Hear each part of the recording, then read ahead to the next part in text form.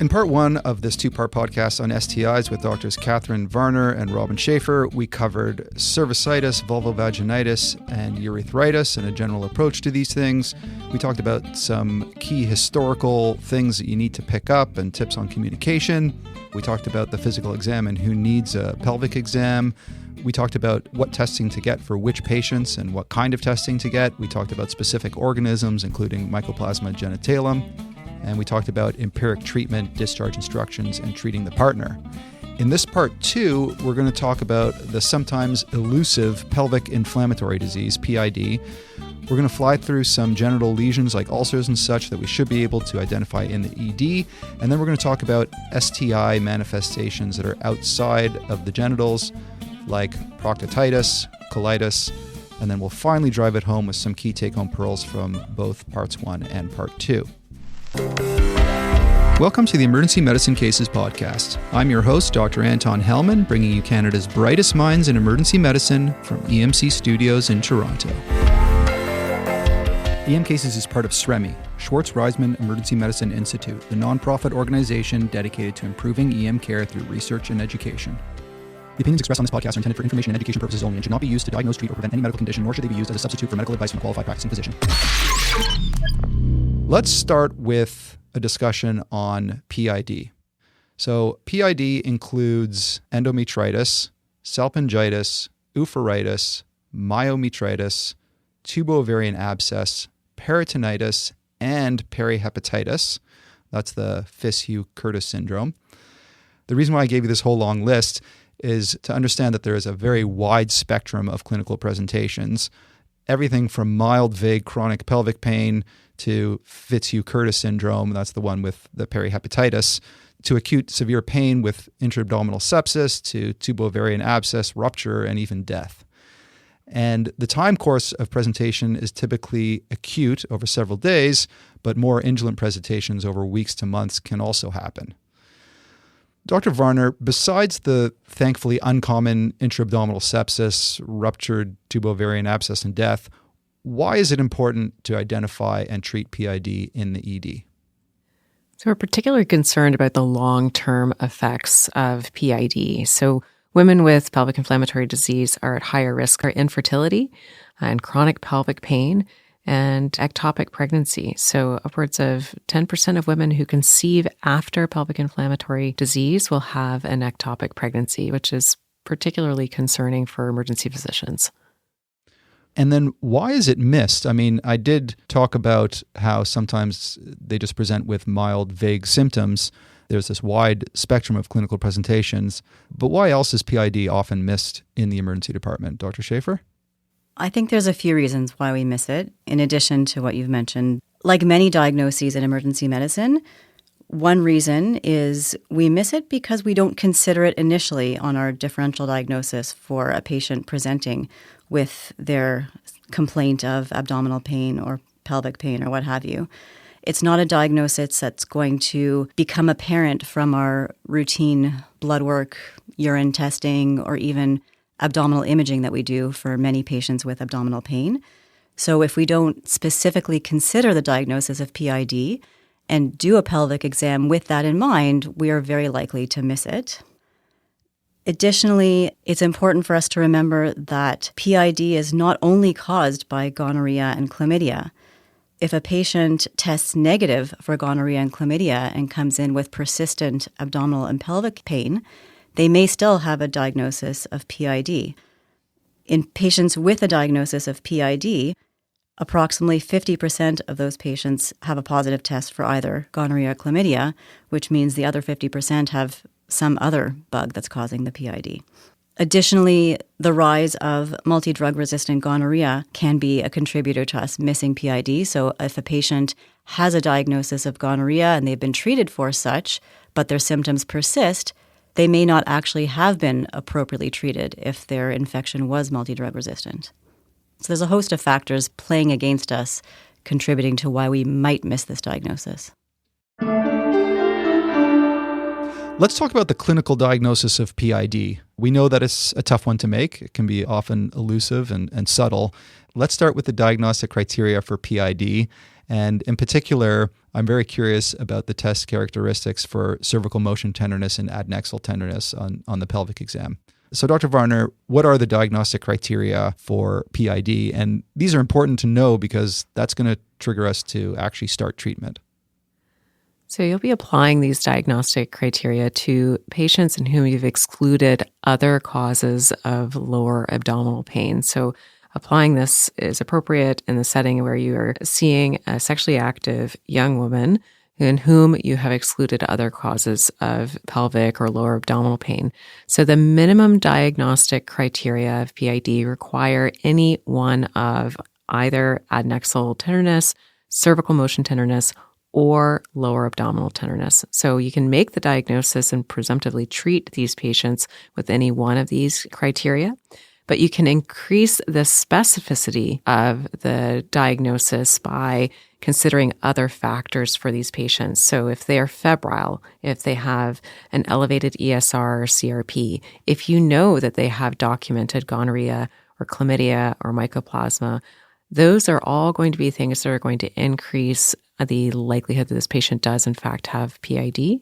And then a definitive diagnostic criteria is if the patient has evidence of PID or tubo-ovarian abscess on a transvaginal ultrasound.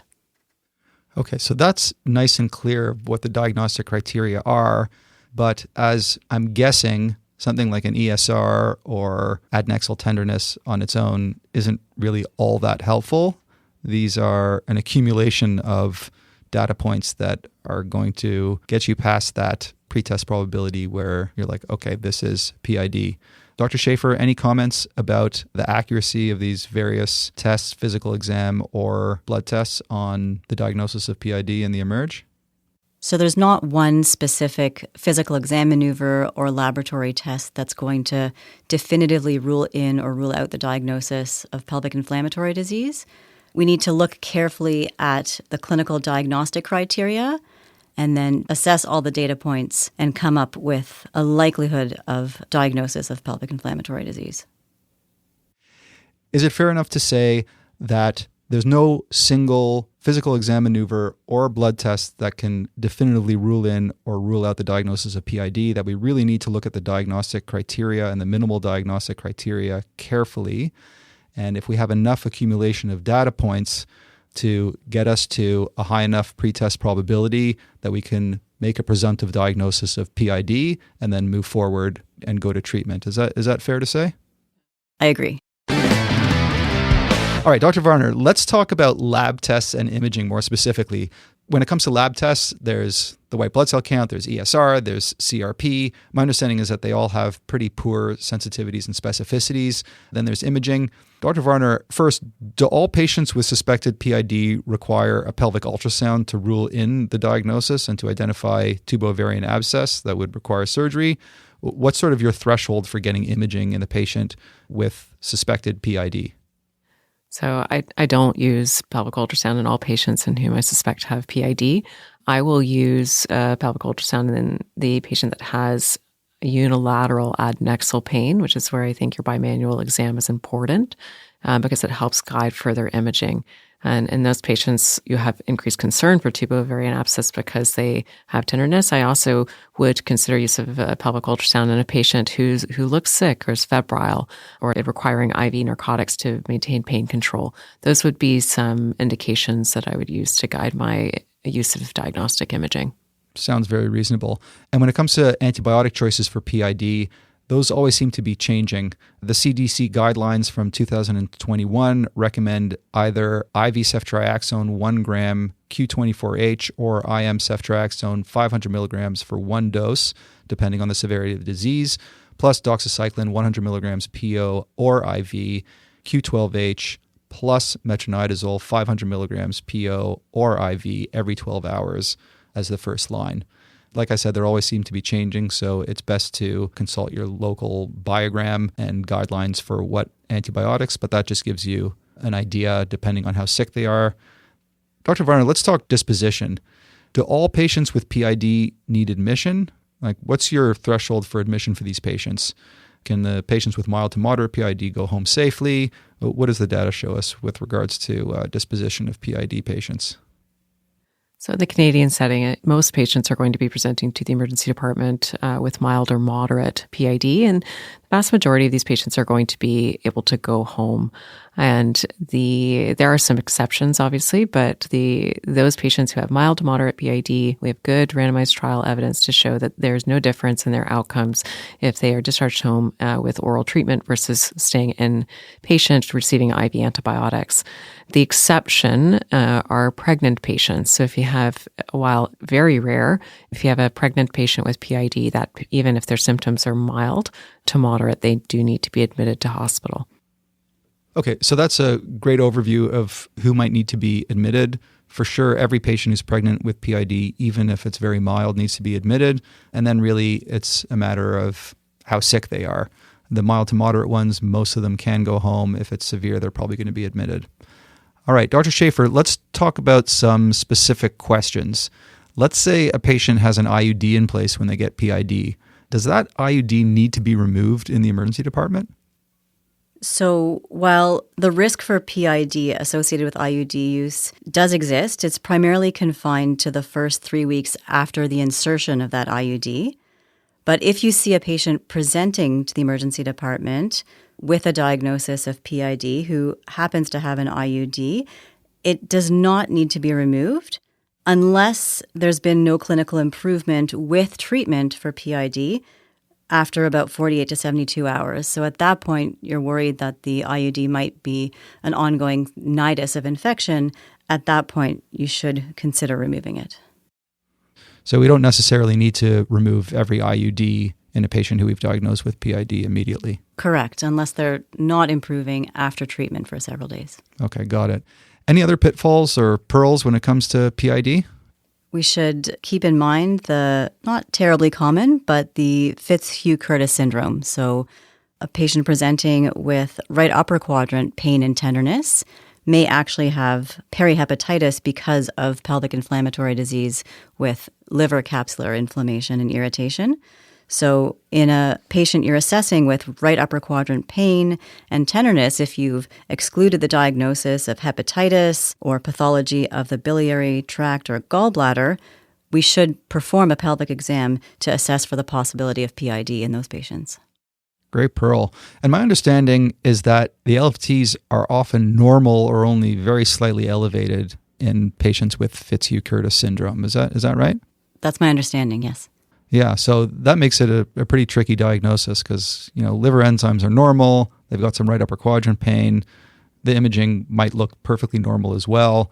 So we do have to have sort of a low threshold for thinking about this diagnosis in patients at risk for PID and think about doing a pelvic exam when you have a right upper quadrant pain NYD with everything that comes back negative. Just like for many women with other abdopain NYD, once you've done your regular exam, your regular blood work, your abdominal imaging, if you still don't have an answer, we should still be considering PID as the possible etiology. First, a word from one of our sponsors. Green Chef is the #1 meal kit for eating well, with meals that work for you, not the other way around. There are many advantages with using Green Chef. Besides it being really convenient, healthy, time efficient, and yummy, you're reducing your food waste up to 23% compared to grocery shopping. Bring more flavor to your meals this May with Green Chef's wholesome, elevated recipes featuring seasonal organic produce and unique farm-fresh ingredients like rainbow carrots, bok choy, and olives. You can prepare these quick meals at home before a shift or for your family, or I just put together the ingredients before a shift, throw the yummy meal into my work bag, and then eat a really healthy meal during a break at work and feel good about it. It's way better than any hospital cafeteria food, that's for sure. Green Chef works perfectly with the EM provider's lifestyle. Go to greenchef.com/emcases60 and use code emcases60 to get 60% off plus free shipping. That's greenchef.com/emcases60 to get 60% off plus free shipping. Green Chef, the #1 meal kit for eating well. All right, let's switch gears completely now from PID and talk about genital ulcers or genital lesions. And as opposed to the many causes of vulvovaginitis and cervicitis that are difficult to diagnose clinically, with some rare exceptions, we can usually come up with a pretty good high pretest probability for a provisional diagnosis for a genital ulcer because each of them do have some key diagnostic features. So Dr. Varner, can you just give us your sort of general approach to genital ulcers? So the vast majority of lesions that are in either the vulva or in the anogenital area are going to be related to HSV or herpes simplex virus. So more than 90% of these lesions are going to be HSV.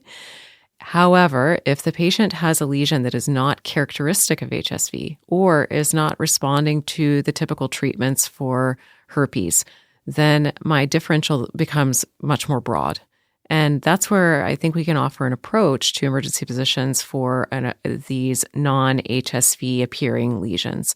So first, I would divide them into painful versus painless. So painful lesions are going to be chancroid, herpes, like we've already spoken about.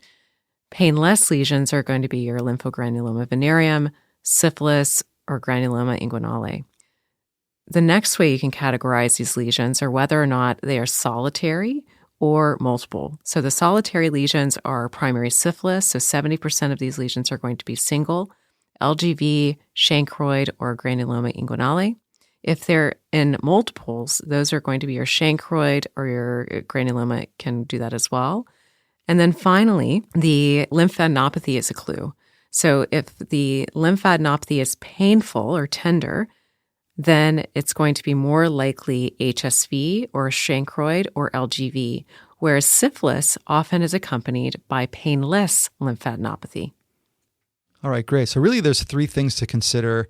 If it's obvious HSV, that's one thing. If it's not obvious HSV, then you're considering these three things. One, is it painless or painful?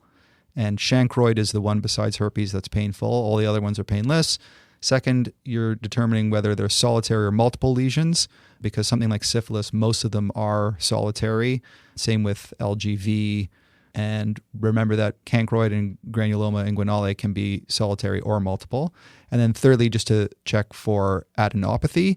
And I guess the key there with adenopathy is that syphilis usually is painless, non-tender adenopathy, whereas the other ones are often painful and tender. Usually by the time you've gone through those few factors, you have a pretty good idea of which one it might be. Let's talk more specifically about the painful ulcers. So as you had mentioned, herpes is by far the most common one. So if the lesions are itchy and painful and evolve from the classic clustered vesicles on an erythematous base to ulcers, and especially if the illness is recurrent, then it's probably HSV, and you treat with valacyclovir or acyclovir. That one, again, is relatively easy. If the presentation of multiple painful ulcers isn't so clear, you really need to think about chancroid. Dr. Shafer, could you give us a little bit of idea about what chancroid is and how we identify it and how we treat it? So chancroid is caused by the bacterium Haemophilus ducreyi. It's not as common as other anogenital ulcers that we might see in North America. Its prevalence is declining in North America and worldwide. It still seen sporadically and most often in parts of Africa and the Caribbean. It is characterized by either single or multiple necrotizing painful ulcers, often with regional lymphadenopathy. So the ulcers are often 1 to 2 centimeters in diameter with an erythematous base. The borders are clearly demarcated, sometimes a little bit undermined, and they're located in the areas subjected to friction during sexual activity. So along the penis, the labia, the introitus, perianal area. The lymphadenopathy that occurs is often painful and can become suppurative with overlying erythema and edema of the skin. But this lymphadenopathy occurs several weeks after the genital ulcer presents. Chancroid is more often a diagnosis of exclusion once you've ruled out herpes simplex and you've ruled out syphilis. So we can make a presumptive diagnosis of chancroid in a patient with a painful genital area ulcer, especially if they've subsequently developed regional painful lymphadenopathy and have tested negative for herpes simplex and tested negative for syphilis 14 days after the onset of the ulcers. definitive diagnosis of chancroid is rather tricky. The culture medium is very difficult to obtain. It's not widely available. And there are not any readily available nucleic acid amplification or PCR tests. So it really is a clinical diagnosis and one of exclusion. All right. So think chancroid when you have someone with painful ulcers and lymphadenopathy. That's not HSV or syphilis. And then the treatment is easy. It's a single dose of ceftriaxone. Yeah? Correct. Similar to how we treat empirically for cervicitis or uncomplicated urogenital gonococcal infections. All right. So HSV and chancroid, those are the two painful ones. Let's flip onto the other side and go to the painless ulcers. And the primary one to think about, of course, is syphilis. Now, remember, we had mentioned in the first episode that syphilis is on the rise and can have devastating consequences when left unrecognized and untreated. So we should have a fairly low threshold for giving penicillin to prevent neurosyphilis and death. So I just want to talk a little bit more about syphilis. Dr. Varner, what are the most important aspects of syphilis that ED docs need to know about in order to pick up this diagnosis? These patients will often have a painless lesion that they may not even recognize. So the primary lesions are often missed because they're in locations where patients might not see them. And they are single, they are self-resolving. But if you identify a lesion, which can be vaginal, penile, or anal, it can be tested for syphilis. So the most common presentation in my clinical experience in emergency department is actually for secondary syphilis. So patients will most often present with a rash, and that rash are either macules or papules on the palms and soles. And sometimes patients will also have an accompanying rash that is diffused rash over their torso that's generally non-itchy. And when I see a rash that is involving the palms and soles, my first thought for those patients is testing them for syphilis because there are very few other rashes that cause those palms and soles types rashes. So in the appropriate patient population, I will do syphilis testing for those patients. Okay, so secondary syphilis is the hand, foot, and mouth disease of adults, with the proviso that adults can also get hand, foot, mouth disease. The other clinical situation that secondary syphilis comes up in is if you have a patient with iritis or uveitis, in addition to headache and constitutional symptoms that you can't really figure out. In other words, patients with risk factors for syphilis who have iritis along with headache and constitutional symptoms should be considered to have syphilis until proven otherwise. So that's secondary syphilis, which you might see once every 5 or 10 years in an emergency practice. Then there's tertiary syphilis, which is a much harder diagnosis. What do we need to know about tertiary syphilis? So neurosyphilis can present at any stage of syphilis. And in addition to that, making it even more challenging to diagnose, in patients who have tertiary syphilis can have a variety of different physical manifestations that are in general going to be diagnosed in a hospital admission type setting. So that's a bit about how to pick up the diagnosis of syphilis clinically.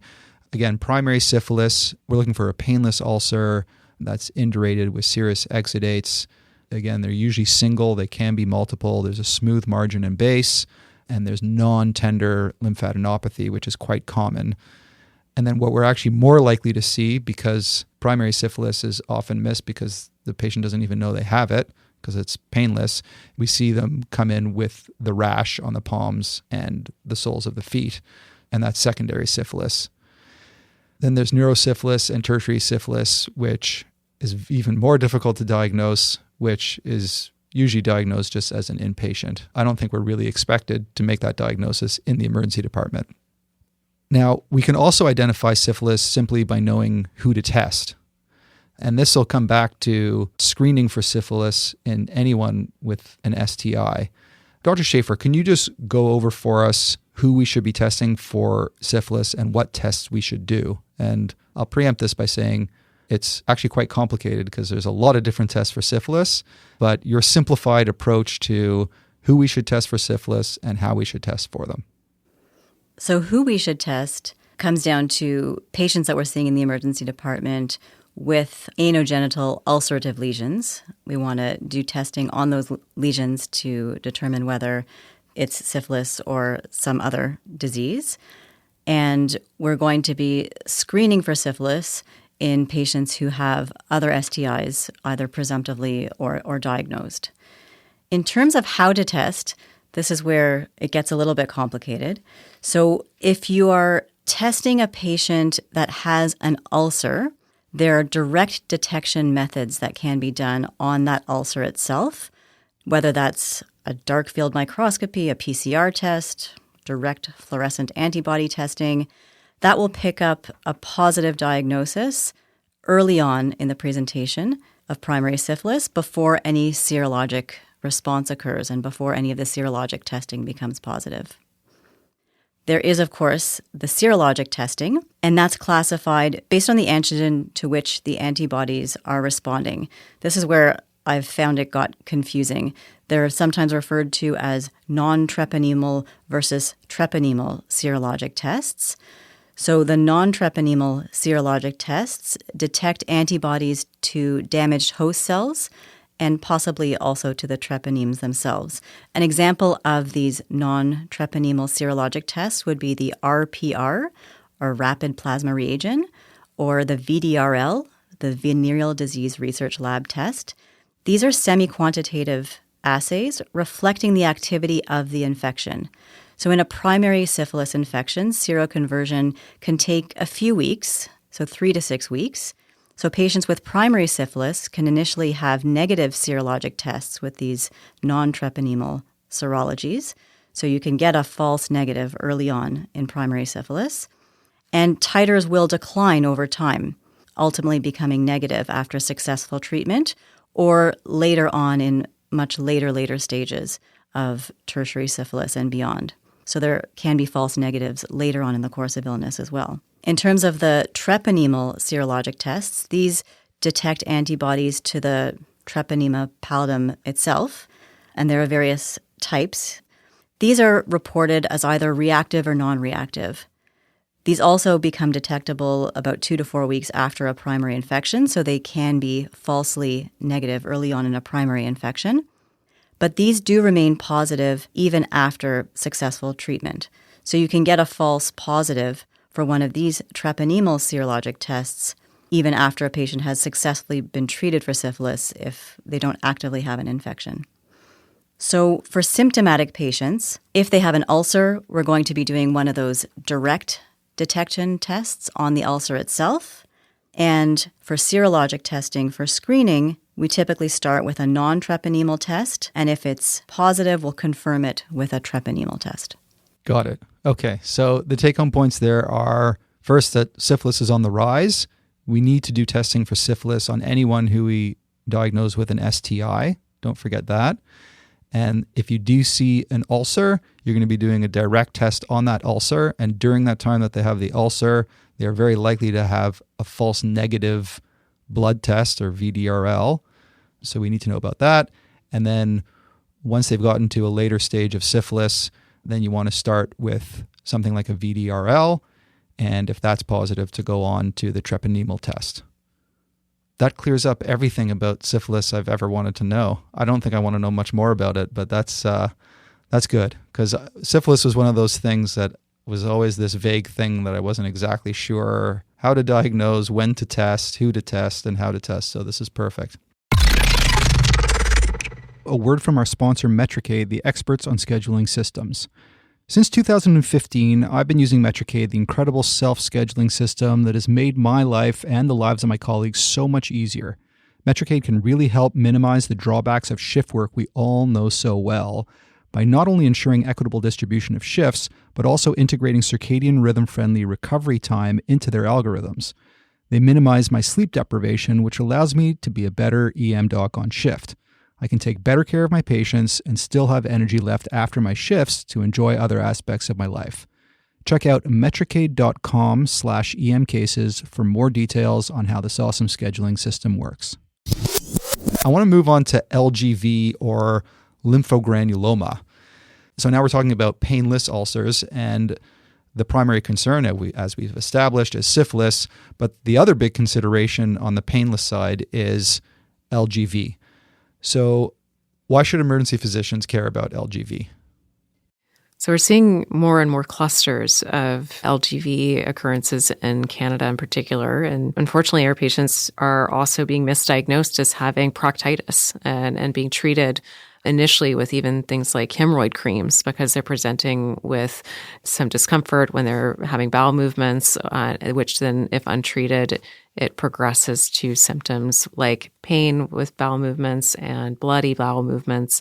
And if untreated, it can ultimately lead to fistulas and strictures.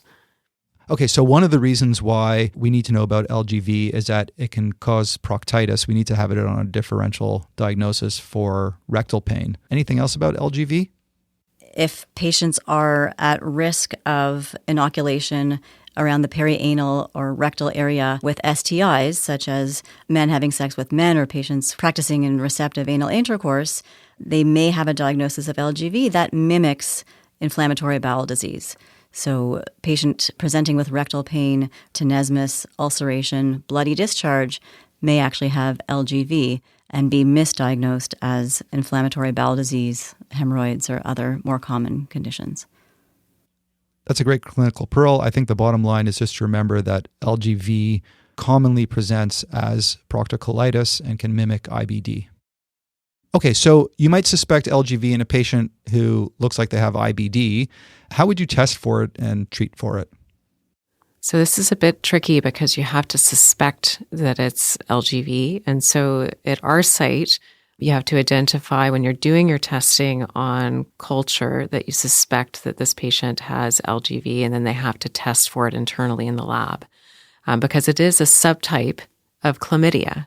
And so your test results will show chlamydia as opposed to LGV unless you specify that you're concerned about this particular subtype, and then they'll do a subtype analysis.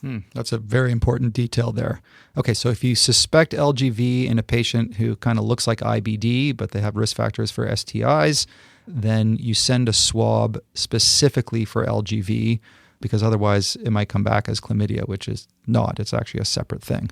It's a subtype of chlamydia. And if you get a swab back that shows chlamydia and the patient's presenting with LGV symptoms, so painful lymphadenopathy, symptoms that mimic proctitis, then it would be appropriate to treat that patient as though they have LGV as opposed to doing additional testing. Got it. Okay. And the treatment for chlamydia is usually 1 week of doxy. My understanding is that for LGV, it's much longer. So that's one of the reasons why it's important to identify this as LGV and not chlamydia, because the treatment's going to be different. So the first line for LGV is doxycycline 100 milligrams BID for 21 days as opposed to 7 days for chlamydia in a patient with, say, urethritis or cervicitis. So far, we've covered the painful multiple lesions of HSV and chancroid, the painless ulcers of syphilis and LGV, and how to distinguish the two. The last STI ulcer on the list is granuloma inguinale. Dr. Varner, besides the painless, extensive, progressive ulcerative lesions, what else can help us identify granuloma inguinale in the ED? So I can't say that I've ever seen one of these lesions myself. I think they're still fairly rare. These are caused by Klebsiella granulomatous. And as you mentioned, so they're single or multiple. They can be progressive. They're often painless, but they look like they would be painful. So highly vascular, friable, necrotic skin, and it almost looks like there are erosions around the site of the lesions that are progressively getting larger. And they can relapse even after effective treatment. So that's something to be aware of as well. I like that key point there. They're totally painless, but they look like they're very painful because they're beefy red and sometimes bleeding easily on contact. And they kind of look necrotic, right? So that's a great clinical pearl there. And my understanding is that the treatment for that is actually the same as for LGV, which is 21 days of doxy. That's right. So putting all this stuff together about genital ulcers, Dr. Shafer, what lab tests do you order? What swabs do you do? What blood tests do you do? Let's say you have an undifferentiated genital or anal ulcer. What are you going to send for?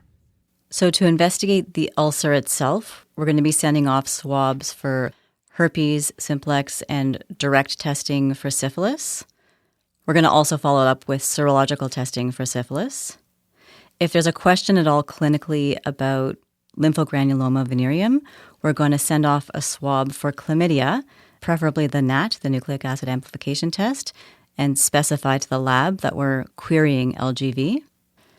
We're also going to send off serology for HIV. We're going to do NAT testing for gonorrhea and chlamydia for screening as well. And if we're considering the possible diagnosis of granuloma inguinale, that will really be in the situation where our other tests come back negative. So negative for herpes, for syphilis, for chlamydia in the context of possible LGV. And really those patients need to have outpatient follow-up and ultimately a biopsy to make that final diagnosis. I just want to talk a little bit about empiric treatment for patients with ulcers. So if you see someone who looks like they have genital herpes, you'll treat them empirically, you'll do a swab. That one's pretty easy. What about for syphilis and LGV? So if you have a patient with risk factors for sexually transmitted infections and you're considering the plausible diagnosis of syphilis or LGV as the cause of an anogenital area ulcer, I think it's reasonable to consider empiric treatment for these patients, especially if follow-up is uncertain in that case. Okay. And just to remind our listeners, the treatment for syphilis and for LGV? Long-acting benzathine penicillin G, 2.4 million units IM, and it's only one dose, unless they're pregnant, and then they need a second dose 7 days after the first dose. And for LGV, it's similar to chlamydia, doxycycline 100 milligrams PO BID, but it's a duration of 21 days as opposed to just the 7 days. All right, excellent. So that's about as much as I want to know about genital ulcers. Dr. Shafer, are there any particular considerations for people who are transgender when they come in with a potential STI? Transgender patients, of course, have the same risk for STIs depending on their sexual practices and the site of possible inoculation.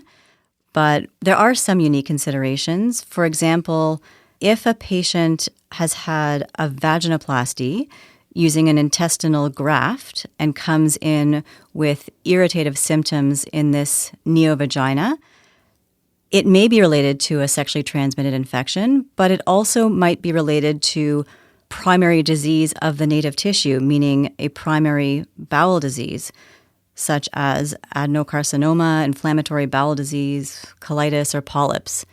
So we have to take into consideration infectious etiologies, but also diseases of the native tissue itself. Very interesting. All right. Let's kind of wrap it up with some key pearls and pitfalls. First, have a low threshold to do a pelvic exam to pick up anogenital ulcers, cervicitis, and PID, and consider PID in all women with unexplained pelvic pain. PID is not only caused by GC and chlamydia, so if these tests are negative, you're not done, you haven't ruled out PID, and you really should think about Mycoplasma genitalia. The diagnosis of STI is a biomarker for HIV and the rising rates of syphilis, so patients need screening for both HIV and syphilis if you diagnose them with an STI. LGV commonly presents with proctocolitis that can mimic IBD. As Dr. Shafer just said, transgender women can get neovaginal STIs and related bowel disease. Remember that Mycoplasma genitalium should be at the top of your list for men with persistent non-gonococcal urethritis. Any other take-home points you want our listeners to remember from this podcast? I hope it's been a good overview for all of us about the approach to sexually transmitted infections and a good reminder for us of items to keep in mind on our differential that we don't often think of, that we should consider in patients presenting with anogenital complaints or abdominal or pelvic pain. And while we can diagnose and treat in the emergency department, follow-up is really important in these patients because they need appropriate counseling for preventive measures in the future to avoid acquisition of additional STIs. Well, thanks so much, Dr. Shafer and Dr. Varner, for your insights into STIs.